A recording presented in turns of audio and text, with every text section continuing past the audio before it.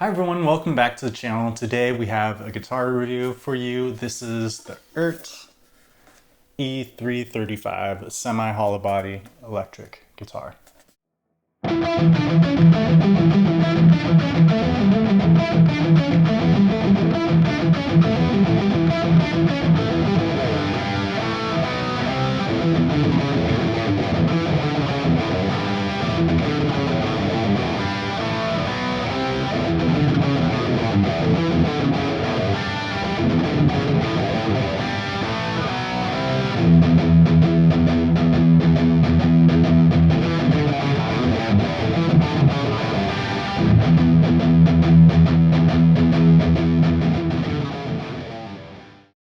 Alright, so why am I showing you guys this guitar? Well, it is a $400 ES335 copy guitar that is really good quality, especially for the money.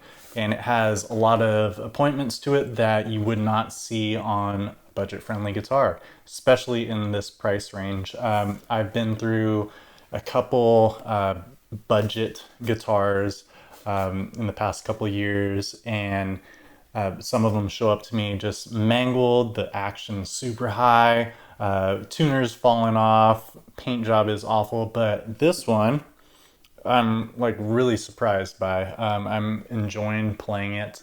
I expect to keep this around for quite a while just as a fun guitar to have around the house. But let's go ahead and start with some of the specs. I have the specs pulled up in front of me over here just so I don't miss anything. But let's start with the body. So the body, it's a laminate mahogany. And then we have a roasted mahogany neck. So let's go ahead and show you that guy.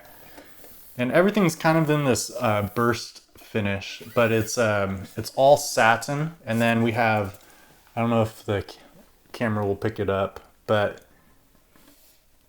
it's a open grain kind of look to it. Not sure if it's picking it up, but pretty cool. Gives it a little bit of texture. Obviously we got the two F-holes here, and looking inside the F-holes, they're done pretty well. I had another semi-hollow body guitar come to me, and it just wasn't worth showing on this channel because parts were just awful, and then like the F-holes were just mangled. It was not good. Let's go to the scale length. This is your usual Gibson style 24 3/4 scale length. Very comfortable, makes the strings feel nice and slinky, but have some nice snap to it. And we have a rosewood fingerboard. Not sure if it's real rosewood or some sort of synthetic. It's kind of light. I'm not sure if you'll be able to see that in the light, but it's pretty light look to it. Maybe in the future I might darken it up a little bit. Something really cool about this guitar, especially for a $400 guitar, it comes with stainless steel frets, which are finished perfectly. I'll make sure to have a close-up of the round over right here on the edges, but I'm assuming they're pre-rounded just because I don't see any tooling marks really on the binding on the side of the neck. But it's really, really comfortable, really well finished frets. Not sure what kind of quality they are compared to some of my other guitars that I know are super, super high quality stainless steel frets, but we'll see how long these last. I'd call them like a medium. They're not terribly tall, but they're also not terribly wide. So I think they're pretty accurate to maybe what a real 335 might be. Something interesting about this neck though, the neck radius is a 9.5 inch to 14 compound. Looking at it from the angle, it's kind of hard to tell, honestly.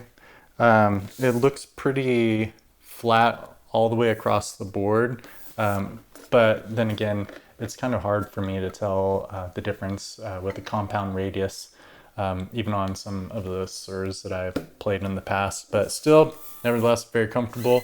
Has a nice shape to the back of the neck. It's a C shape, and I would call this like almost like a medium C. It's very, very comfortable though, especially in my hands. I really dig this one. We have a bone nut up here. It's cut pretty well. Not super high at the first fret, which is good. I think it could be cut a little bit lower, especially on the round strings, on the wound strings. But still cut better than some of the other ones I've seen. Finished nicely up here. Something that's really cool is this truss rod cover right here. Let's see if we can pick this up. So what you do is you can pull this guy out and make your adjustments right here. It's plastic, but still kind of a cool little thing that I haven't really seen before. The tuners, they're not locking, but they're kind of that Grover style. But they're really, really smooth. I really like these ones. Really no slippage at all. Out of the box, the action was set kind of high to my liking, so I brought it down to kind of a Gibson spec. So it's about 4.5 64ths right here at the 12th fret on the low strings, and then I would say about 4 64ths of an inch on the high strings. So pretty balanced. Let's go back to the spec sheet. So it has a dual action truss rod, which is nice because then you can make your adjustments really quick. These are Alnico 2 humbuckers. Now, something you'll notice in the playing samples, the neck pickup is really, really dark. When you go to that middle position, when they're both on, it kind of evens out a little bit, but this guy is pretty dark and bass heavy. The bridge pickup is not bad. I would say it just sounds a little compressed to me. Maybe in the future, swap these guys out. These are full size pots here. The knobs, they turn nice and easily. Feel pretty nice actually. I don't suspect I would replace these guys. The bridge, it's kind of that Tune-o-matic style bridge with the little wheel adjustments on the side. Only thing about these, the intonation screws, they're a little bit loose compared to some of the other ones I've tried that are a little bit more high quality. But nevertheless, it intonated pretty well, so I think I'll just keep this guy around. We have a 3-ply pickguard. Honestly, I would like to put a real kind of Gibson style one right here. I think it would look really cool. And then they call this a brown sunburst in a satin poly finish. So it's satinized everywhere, but feels nice. I don't see any really bad mess ups at all. I think it looks pretty great for what it is. Really surprised by this guitar, but you'll hear in the sound demos what it can really do. But let me know in the comments what you think. This is the Eart E335.